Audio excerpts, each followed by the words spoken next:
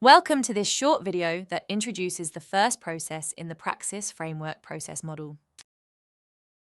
There are two other videos in our library that will help provide context for this one.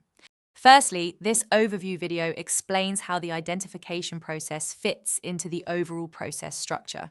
Secondly, the Praxis delivery model explains the range of contexts that the identification process can be adapted to deal with. Both videos are available on the Praxis website or on our YouTube channel. Every project and program starts with an idea. Over the course of the life cycle, this idea is developed and the objectives delivered, resulting in benefits for the person or organization funding the work.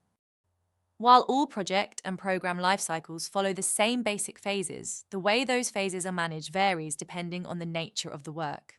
In this video, I'll introduce a process for managing the first phase, known in Praxis as identification. I'll also mention some of the ways the application of this process should be adapted to different contexts. The identification process has three goals. These are to look at the objectives of the project or program and take a high-level view of whether it is likely to be justifiable. Work out what we need to do to establish its viability with greater certainty. Present evidence to the sponsor that it is worth investing in the definition phase. To be successful, a project or program must deliver the desired value to its investors, but this often starts with a relatively vague idea. Charging full steam into a project or program without considering what should be achieved and how to achieve it is never a good idea. The identification process is an early step that begins to clarify the objectives and gets us off to the right start. The process is triggered by a mandate, which documents the initial idea. This could be anything from a formal contract request to a minute in a meeting. The recipient then needs to complete some initial investigations into the nature of the requirement. Typically, an initiation team needs, as a minimum, a sponsor and a manager, along with any necessary technical support needed to expand on the mandate and clarify the requirement. Once we have a sponsor, they will focus on the sponsorship process, but we'll address that in another video. A vital part of any new project or program is that we actively seek out lessons learned from past initiatives. So much failure is the result of failing to learn from the mistakes of the past. Time spent on this activity will always pay dividends and prevent some red faces if you end up repeating past mistakes. The brief is a document that helps those investing in the work to decide whether further development of the idea is worthwhile. Part of this will be a recommendation on whether it should be managed as a project or a program. The main distinction between a project and a program is the organizational structure that is needed to govern and manage the work. The choice between a project and program approach is a response to the complexity of the objectives and how they will be achieved. While the brief indicates whether the initial expansion of the idea looks promising, it's also necessary to understand how much additional work is needed to fully establish whether the project or program is desirable, achievable, and viable. The definition plan explains how we'll get to a point of confidence in knowing what we want to achieve, how we'll achieve it, and whether it'll be worthwhile. Once the brief and definition plan are ready, they will be submitted to the sponsor for approval. No two projects or programs are the same. So it's important to be able to adapt processes to match specific circumstances.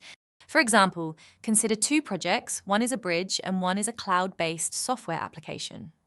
In the former, we need to determine the scope of the project early in the life cycle. In the latter, we can usually leave a lot of decisions about scope until later in the project.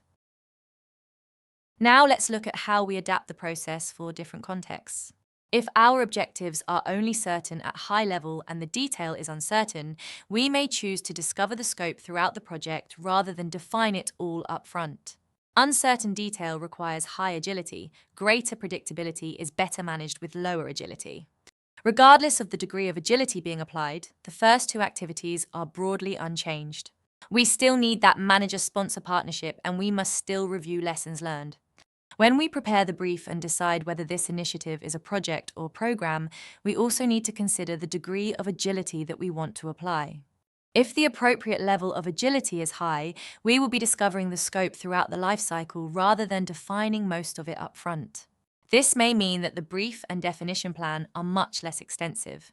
In higher agility contexts, we may even choose to combine the identification and definition phases of the life cycle, and therefore, the identification and definition process are also combined.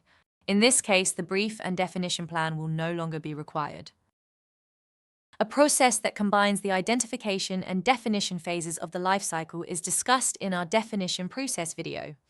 If you want to learn more about the relationship between uncertainty and agility, our library contains a video on that as well. This has been a quick introduction to the identification process in the Praxis Framework process model. In summary, the identification process takes a quick look at an idea for a project or program. It prepares the ground for a more detailed look and helps filter out non-viable projects and programs early. Adaptation of the process is needed to match the level of agility that is appropriate in each case. To get more information about this process, please visit the Identification Process page in the Methods section of the Praxis Framework website.